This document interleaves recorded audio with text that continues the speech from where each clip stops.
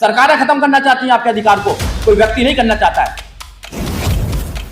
ये चाल है एक बड़े मूवमेंट को कमजोर करने की, ये चाल है माननीय काशीराम साहब की सोच को खत्म करने की, ये चाल है बाबा साहब डॉक्टर अम्बेडकर के सपनों के भारत बनाने की। जो बना, जब तक तुम्हारा हाथी मजबूत था, जब तक साथी तुम्हारे साथ था, तुम्हारा हाथी कमजोर हुआ, साथी भाग गया। जो आज का टॉपिक दिया गया है, आरएसबीएस का 11वां स्थापना दिवस है। मैं हमेशा मोस्टली आता हूं और परिवार के लोग हैं, सभी परिवार के लोग बैठे हुए हैं, एक दूसरे को सब जानते हैं, परिचित हैं एक दूसरे से। आज माननीय काशीराम साहब के जन्मदिन पर यहाँ सब लोगों को बुलाया गया है। तो माननीय काशीराम साहब के साथ जो लोग रहे हैं वो माननीय काशीराम साहब को अच्छी तरह जानते हैं। मेरा सौभाग्य नहीं रहा कि मैं माननीय काशीराम साहब के साथ में काम कर पाया। जो लोग बाबा साहब डॉक्टर अम्बेडकर के साथ काम करते थे वो अपने आप को बड़ा भाग्यशाली समझते हैं और बताते हैं कि बाबा साहब डॉक्टर अम्बेडकर के साथ हमने काम किया। एक दो लोग मिलते हैं और जिन्होंने माननीय काशीराम साहब के साथ काम किया, बड़ा सीना चौड़ा के बताते हैं कि हम माननीय काशीराम के साथ साइकिल चलाई, हमारे घर माननीय काशीराम साहब आए, हमारे यहाँ झंडा फहराया। तो हम लोग तो नहीं उस मौके पर थे, मगर मुझे गर्व है कि मैं देश की सबसे बड़े नेता बहन आदरणीय कुमारी मायावती के साथ काम कर रहा हूँ। क्यों मुझे गर्व है बहन जी पर? इसलिए मुझे गर्व है क्योंकि माननीय काशीराम साहब ने जिसको चुना है, माननीय काशीराम साहब ने आदरणीय बहन कुमारी मायावती को चुना था और सबको कहा था कि ये मेरे सक्सेसर हैं, इनके बताए हुए रास्ते पर चलना। तो मैं तो माननीय काशीराम साहब के बताए रास्ते की बात कर रहा हूं। आज का टॉपिक है लोकतंत्र। देखिए, इस देश में जो ताकतें हैं, जो आज सत्ता में है, उनको लोकतंत्र की कोई आवश्यकता नहीं है। लोकतंत्र की आवश्यकता इस देश के वंचित समाज को है, क्योंकि इस देश में दो प्रकार से राजा बनता था। एक तो तलवार के बल पर राजा बनता था और एक रानी के पेट से राजा पैदा होता था। ना तो हमारे पास तलवार थी, ना रानी थी। धन्य बाबा साहब डॉक्टर अम्बेडकर जिन्होंने आपको वोटिंग का अधिकार दिया और वोटिंग का अधिकार देकर आपको बताया कि अपनी दीवारों पर जाकर लिख दो तुम्हें इस देश का शासक बनना है। अभी एक साथी कह रहे थे कि राजनीति की बात मत करना। बाबा साहब डॉक्टर अम्बेडकर ने पूरे जीवन राजनीति की बात की। माननीय काशीराम साहब जिनका जन्मदिन मना रहे हैं, उन्हें तो राजनीतिक पार्टी बना ली, बाबा साहब ने ही बनाई थी। अब बाबा साहब डॉक्टर अम्बेडकर हो या माननीय काशीराम साहब हो और माननीय काशीराम साहब के जन्मदिन पर राजनीति की बात ना करें तो कहीं ना कहीं मुझे लग जाएगा कि ये अपमान होगा माननीय काशीराम साहब का। माननीय काशीराम साहब ने बाबा साहब डॉक्टर अम्बेडकर की बात को घर घर पहुंचाने का काम किया। किस बात को घर घर पहुंचाने का काम किया? कि अपनी दीवारों पर लिख दो तुम्हें इस देश का शासक बनना है। शासक क्यों बनना जरूरी है? क्योंकि शासक न्याय देता है। अगर संविधान के अकॉर्डिंग लगा, न्याय बहुत प्रकार का होता है। संविधान के अकॉर्डिंग अगर देखा जाए तो 3 प्रकार का न्याय संविधान के अंदर दिया गया है: सामाजिक न्याय, आर्थिक न्याय और राजनीतिक न्याय। तो बाबा साहब डॉक्टर अम्बेडकर अपने जीते जी आपको राजनीतिक न्याय देते गए हैं, मगर सामाजिक और आर्थिक न्याय जो आज तक नहीं मिला, माननीय काशीराम साहब ने कहा बहुजन समाज पार्टी केवल राजनीतिक पार्टी नहीं है, वो सामाजिक परिवर्तन, आर्थिक मुक्ति का आंदोलन है। किसी एक व्यक्ति की पार्टी नहीं है, वो समाज के उन लोगों की पार्टी है जो इस देश में सामाजिक परिवर्तन करना चाहते हैं, इस देश में आर्थिक मुक्ति लेकर आना चाहते हैं। और वो कैसे आएगी? जब तक तुम शासक नहीं बनोगे। जो कौम शासक बनने के लिए तैयार नहीं है उसकी समस्याओं का कोई हल नहीं है। आपको शासक बनना पड़ेगा, क्योंकि माननीय काशीराम साहब ने अपना पूरा जीवन 14 अप्रैल 1984 के बाद माननीय काशीराम साहब ने एक एक सेकंड आपको शासक बनाने की बात की। अगर नहीं कही तो बताइए आप लोग। और आप कहते हैं कि राजनीति की बात ना करें। जिनकी दादी को 30 गोली मारी गई, जिनको पिताजी को बम से उड़ा दिया गया, उनको तो इटली चला जाना चाहिए था। राहुल गांधी को यहां क्या कर रहे हैं वो? मगर कश्मीर से लेकर कन्याकुमारी तक वो दौड़ लगा रहे हैं कि बनना है तो देश का प्रधानमंत्री बनना, और कुछ बनना ही नहीं है। अगर राजनीति इतनी जरूरी नहीं है तो जो मठ में बैठे हुए थे उत्तर प्रदेश के मुख्यमंत्री, जो बचपन से ही मठाधीश है, बचपन से ही उन्होंने त्याग कर दिया सब कुछ, जब भगवान से मिलने वाले थे कुछ दिन के बाद में उन्होंने कहा भगवान से नहीं मिलना, उत्तर प्रदेश का मुख्यमंत्री बनना है मुझे, बुलडोजर चलाना है फिर मुझे, और न्याय इनको खत्म करना है। और हमारे लोग जिनके बाबा दादा सब ये कह के गए हैं कि आपको अपने दीवारों पर लिखना है तुम्हें राजनीतिक राजनीतिक सत्ता प्राप्त करनी है, वो कहते हैं कि राजनीति की बात मत करो। या तो आप राजनीति से दूर हैं या फिर राजनीति को समझते नहीं है। इस देश में आपके अधिकारों को कौन मार रहा है? कौन मार रहा है बताइए? राजनीतिक लोग मार रहे हैं। आपके संविधान को कौन खत्म करना चाहता है? सरकारें खत्म करना चाहती हैं आपके अधिकार को, कोई व्यक्ति नहीं करना चाहता है। संविधान को कौन चलाता है? इंप्लीमेंट कौन करता है संविधान को? सरकार इंप्लीमेंट करती है। रूल ऑफ लॉ किसके हाथ में? सरकार के हाथ में। एजुकेशन किसके हाथ में? सरकार के हाथ में। रोजगार किसके हाथ में? सरकार के हाथ में। कहां क्या बनेगा, क्या होगा, सरकार के हाथ में। सब कुछ सरकार के हाथ में, और आप कह रहे हैं राजनीति की बात मत करो। फिर कहां ले जाना चाहते हो समाज को? गुलामी की तरफ ले जाना चाहते हो क्या? हम तो राजनीति की बात करेंगे, किसी भी मंच पर हो करेंगे राजनीति की बात, क्योंकि हम राजनीतिक पार्टी से बिलोंग करते हैं। माननीय काशीराम साहब को अपना आदर्श मानते हैं, बाबा साहब डॉक्टर अम्बेडकर को अपना आदर्श मानते हैं। जिन्होंने राजनीति करी, उत्तर प्रदेश के लोगों ने माननीय काशीराम साहब से भी कहते थे, अरे हम तो कांग्रेस के साथ ठीक थे, आप कौन सा सपना दिखा रहे हो, आप सरकार बनाओगे क्या? माननीय काशीराम साहब के सामने प्रॉब्लम नहीं आई क्या? और कहीं कहीं तो ये कहा गया कि जो तुम सपना दिखा रहे हो वो हो सकता नहीं, मगर उत्तर प्रदेश के लोगों ने 3 जून 1995 को बहन जी को मुख्यमंत्री बना दिया। तो लोगों ने क्या नारा दिया? काशीराम तेरी नेक कमाई, तूने सोती कौम जगाई। जो लोग विश्वास नहीं कर रहे थे कि आप सत्ता में आ सकते हो, उन लोगों ने नारा दिया कि काशीराम तेरी नेक कमाई, तूने सोती कौम जगाई। और दूसरा नारा और क्या दिया? काशीराम तेरी सोच पर पहरा देंगे ठोक कर। जिस घर के पहरेदार कमजोर हो जाते हैं, जिस कौम के पहरेदार कमजोर हो जाते हैं, उस कौम को कोई भी लूट कर ले जाए, उसकी वोटों को कोई भी लूट कर ले जाए। या तो 5 किलो अनाज में ले जाए, या बिजली में ले जाए, या राशन में ले जाए, किसी में लूट कर ले जाए। और जो फ्री की, जिस कौम को फ्री की खाने की आदत पड़ जाती है, वो क्रांति नहीं कर सकती कौम। और जो क्रांति नहीं कर सकती कौम, वो कभी शासक नहीं बन सकती है। और अगर शासक नहीं बन सकती है तो न्याय नहीं मिल सकता है। और हम न्याय की बात करते हैं, ये जितने भी यहां पर उद्देश्य हैं, सब ये सरकारें देंगी उद्देश्य को। तो इसलिए क्या है कि जो माननीय काशीराम साहब हैं, उन्होंने एक सोच बताई है आप लोगों को।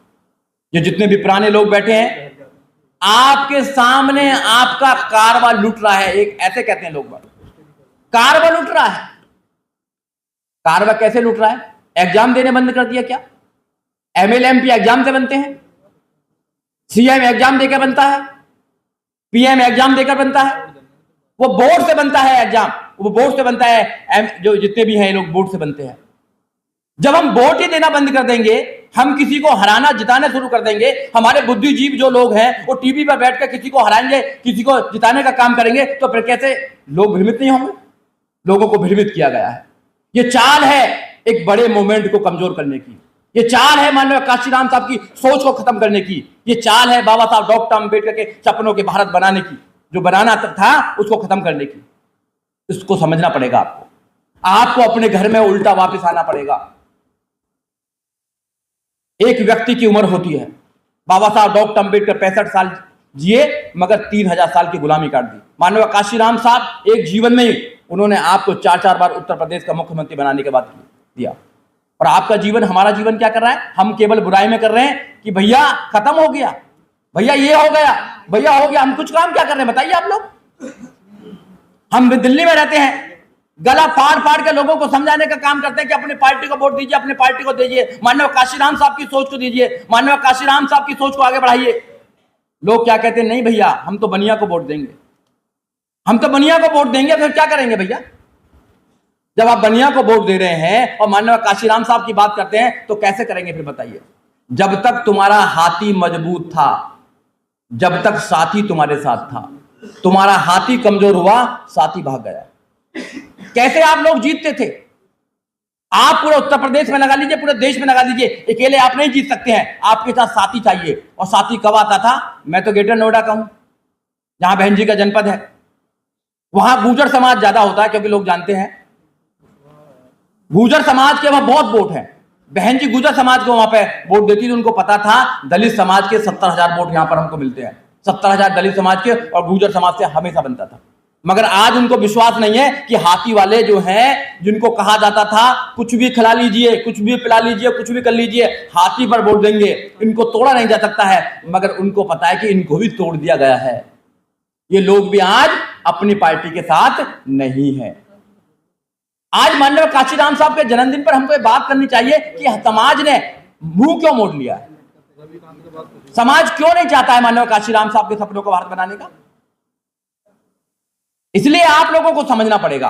अगर माननीय काशीराम साहब के जन्मदिन पर आप माननीय काशीराम साहब को अगर कुछ देना चाहते हैं तो उसकी उनकी जो पार्टी है, जो खून पसीने की पार्टी है, उसको जिंदा कीजिए, उसको मजबूत कीजिए। यहां पर माननीय काशीराम साहब ने 53-23 हरदयाल सिंह रोड है, वहां पर से माननीय काशीराम साहब ने कारवा को चलाकर पूरे देश के अंदर, क्या पूरी दुनिया के अंदर कारवा को लेकर गए। वहां पर लोगों को जाना चाहिए, देखना चाहिए, छोटे से एक प्लॉट से माननीय काशीराम साहब ने कहां कहां क्या क्या नहीं कर दिया। हमारी क्या विरासत थी यहां पर बताइए? जिधर भी जाइए आप, दूसरे लोगों की विरासत है, हमारी तो कोई विरासत नहीं है। वैसे तो 800 साल मुस्लिमों ने राज किया, और मैं आपको बताना चाहूं इस देश में मुस्लिमों को कोई खतरा नहीं है, कोई खतरा नहीं है उनको, मुस्लिमों को। ब्राह्मणों की और मुस्लिमों की कोई लड़ाई नहीं है, ये राजनीतिक लड़ाई है, आपको समझना पड़ेगा। ये आप लोगों को दिखाने की लड़ाई है। सही लड़ाई तो हमसे है उनकी, वो हमारे अधिकारों को खत्म करना चाहते हैं। आपको समझना पड़ेगा, आपको दूसरी तरफ सोचने के लिए मजबूर किया जा रहा है कि मुस्लिम दलित मुस्लिम को एक साथ ना आ जाए, ओबीसी एक साथ ना आ जाए, तो ऐसा एक यहां पर एक ऐसा इशू क्रिएट किया जाए जिससे कि पूरे देश में हिंदू मुसलमान की बात की जाए। हिंदुओं के घर में मुसलमान और मुसलमानों के घर में हिंदू है नहीं है? बताइए आप लोग, बड़े बड़े लेवल पे कोई लेना देना नहीं है उनको। मगर एक इशू ऐसा क्रिएट किया जा रहा है कि आपके दिमाग में आया कि भैया इनकी चूड़ी टाइट की जा रही है मुसलमानों की। मुसलमानों को कोई खतरा नहीं है इस देश के अंदर। अगर खतरा है तो दलितों को खतरा है, खतरा है तो तुम्हारी एजुकेशन को खतरा है, तुम्हारे रोजगार को खतरा है, तुम्हारे आने वाले बच्चों को खतरा है, सब खतरा ही खतरा है तुम्हारे लिए। अगर आज भी आप नहीं सुधरे, अगर आज भी आप नहीं माननीय काशीराम साहब की बात को माने, तो फिर देर हो जाएगी, और देर इतनी हो जाएगी कि वो इतने मजबूत हो जाएंगे कि हर जगह उनका कब्जा होगा, हर जगह उनका कब्जा होगा। और जो धर्म की बात करते हैं, धर्म शासक का होता है, जिसका राजा होता है धर्म उसका होता है। जब बहन जी की सरकार थी तो देखिए आप, गौतम बुद्ध यूनिवर्सिटी किसने बनाई? गौतम बुद्ध नगर किसने बनाया? दलित प्रेरणा केंद्र किसने बनाया? बहुजन प्रेरणा केंद्र किसने बनाया? लुटियन जोन में देखिए आप, हजारों करोड़ की जमीन है। यहां पर देखिए आप, सेक्टर 15, सेक्टर 14, 15, 16 और फिल्म सिटी, हजारों करोड़ की जमीन है, और एक तरफ तुम्हारी विरासत बनाने का काम किया था। नकलों को आप देखिए, नकलों में क्या करा उन्होंने। तो इसलिए आपको समझना पड़ेगा, जब माननीय काशीराम साहब के रास्ते पर चलकर आप लोगों ने, माननीय काशीराम साहब के रास्ते पर चलकर आप लोगों ने बहुजन समाज पार्टी को मजबूत किया, तो बहुजन समाज पार्टी के राज में क्या क्या हुआ? एजुकेशन, जीरो बैलेंस पर एजुकेशन होता था। आप आज सब कुछ खत्म कर रहे हैं लोग, और हम शांत बैठे हैं, हम केवल बुराई कर रहे हैं। बहन जी घर में है, बहन जी आगे नहीं निकलती हैं, बहन जी वो नहीं करती हैं। मैं केवल 2 बात और कहूंगा, समय हो गया, 2 बात और कहूंगा। अभी हमारी मीटिंग बहन जी से होती रहती है, यहां साथी होंगे जो साथ में भी गए होंगे। हमारी 29 जनवरी को मीटिंग हुई, 17 फरवरी को मीटिंग हुई, और अभी 1 मार्च को भी पूरे देश के लोगों को मीटिंग हुई। हमने बहन जी से सवाल करते हैं, मैं करता हूं सवाल, मुझे कोई परवाह नहीं है, यहां चल रहा है ये, मुझे कोई परवाह नहीं है पद पर रहूं न रहूं, मैं पदों के लिए बना ही नहीं हूं। मुझे लगता है मेरे जीवन में मुझे क्या करना है बिल्कुल क्लियर है, मुझे बिल्कुल क्लियर, किसी को 1% है, मुझे 1000% क्लियर मुझे क्या करना है देश के अंदर, और क्या मेरी सोच है जब तक मैं जिंदा हूं, क्या करना है। बहन जी ने 2 बात बताई हम लोगों को। बहन जी ने बताया कि इस देश में एक 5,000 करोड़ रुपया लगाकर अपने बेटे की शादी कर रहा था। अंबानी आपने देखा होगा, 4 बार बहन जी के पास फोन आया, 4 बार, कि बहन जी बच्चे को आशीर्वाद देने के लिए आप आ जाओ। बहन जी ने कहा कि मैं इसलिए नहीं गई कि मेरा समाज ये सोचेगा कि धन्ना सेठों के पास चली गई हो, अपने लोगों के पास नहीं है, इसलिए वहां नहीं गई। क्या मैं जाती नहीं? अगर 1000-2000 करोड़ की बात होती, मैं 1 सेकंड में कहती, 1 सेकंड में आ जाता, अगर पैसे की बात ही होती तो। दूसरा बहन जी ने बताया कि जब आकाश जी की शादी हुई तो क्या मैं प्रधानमंत्री को बुलाती तो कि नहीं आती प्रधानमंत्री। मैंने किसी को इसलिए नहीं बुलाया कि जो समाज है, जो विश्वास करता है मेरे पर, जो विश्वास करता है, वो ये ना सोचने लगे कि बहन जी ने तो दूसरे लोगों को बुलाने का काम कर दिया है, ये तो डर गई हैं। बहन जी किसी से नहीं डरती हैं। आप एक बार जाकर तो देखिए, वो प्यार करती हैं आप लोगों से, वो अपने लोगों से प्यार करती हैं, आपको नेता बनाना चाहती हैं, आपको इस देश में स्थापित करना चाहती हैं, अपनी पार्टी को मजबूत करना चाहती हैं, मगर कुछ मजबूरियां हैं, मजबूरियां होती है, आपको समझनी पड़ेगी। आज देश में हालात क्या है आपको देखना पड़ेगा। सब लोग कह रहे हैं कि सबके साथ चले जाओ, सबके साथ चले जाओ। कैसे चले जाएं सबके साथ, बताइए आप। ये जो लोग जो सरकारों में बैठे हुए हैं, ये आपकी बात करते हैं क्या? ये 11 साल तक यहां पर रही आम आदमी पार्टी, आपकी बात करी कोई क्या उसने? अखिलेश जी ने कभी आपकी बात करी क्या? अगर मैं खोलूंगा तो लंबी बात हो जाएगी। कांग्रेस ने कभी आपकी बात करी क्या? किसी ने बात नहीं करी है। आपको अपनी ताकत बनानी पड़ेगी। अगर आप ताकतवर हैं तो लोग तुम्हारे साथ आएंगे, भगे भगे लोग तुम्हारे साथ आएंगे। अगर तुम ताकतवर नहीं हो तो कोई तुम्हारे पास नहीं आएगा। ये तो पड़ोस की बात भी देख लीजिए। अगर आप ताकतवर नहीं है तो पड़ोसी भी आपकी इज्जत करने को तैयार नहीं है। अगर आप ताकतवर हैं तो पूरा गांव आपकी इज्जत करने के लिए तैयार है। तो आपको ताकतवर बनना पड़ेगा। और ताकत कब होगी आपकी? जब आप अपनी पार्टी को मजबूत करेंगे। अगर आप अपनी पार्टी को मजबूत नहीं करेंगे, कहीं भी चले जाना, किसी भी पार्टी में चले जाना, केवल वहां आपकी कुछ नहीं होने वाला। केवल आप वहां पर चमचागिरी करेंगे और कुछ नहीं करेंगे। सीधी सी बात है। माननीय काशीराम साहब के जन्मदिन पर माननीय काशीराम साहब को सही अगर गिफ्ट देना चाहते हैं तो आपको यहां से तहैया करके जाना पड़ेगा कि साहब आपकी पार्टी को मजबूत करेंगे, आपकी सोच को मजबूत करेंगे, जो आपने रास्ता बताया उसको आगे लेकर जाएंगे, घर घर में लोगों को जागरूक करने का काम करेंगे, पूरे देश में आपकी विचारधारा को फैलाने का काम करेंगे। जब तो बात बनेगी, जब तो बात बन सकती है। और ऐसा नहीं है कि उम्र कोई नंबर है, उम्र तो नंबर है। प्रधानमंत्री तो पूरे देश में जा रहे हैं, कितने नंबर के हैं, कितने एज के हो गए।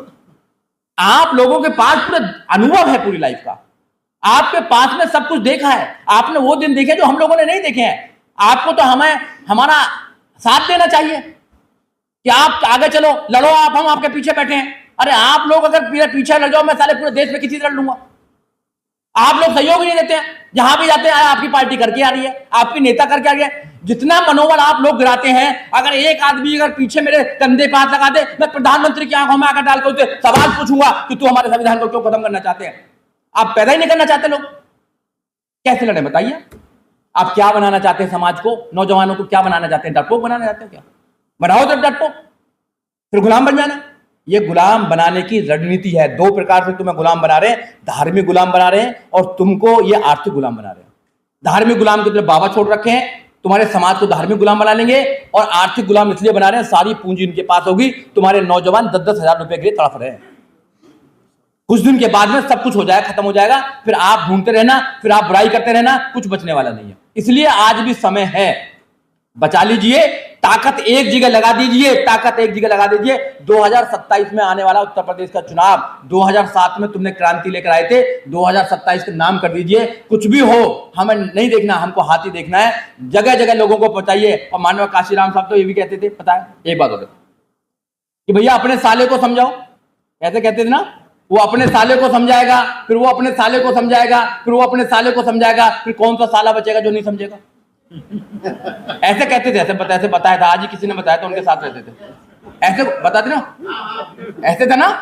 हाँ, तो मैंने ऐसे बोलते थे कि साहब तो गाली भी देते थे। मैंने की गाली देते थे, कोई नहीं जाता था। नालायक बोलते थे, तर कोई नहीं जाता था।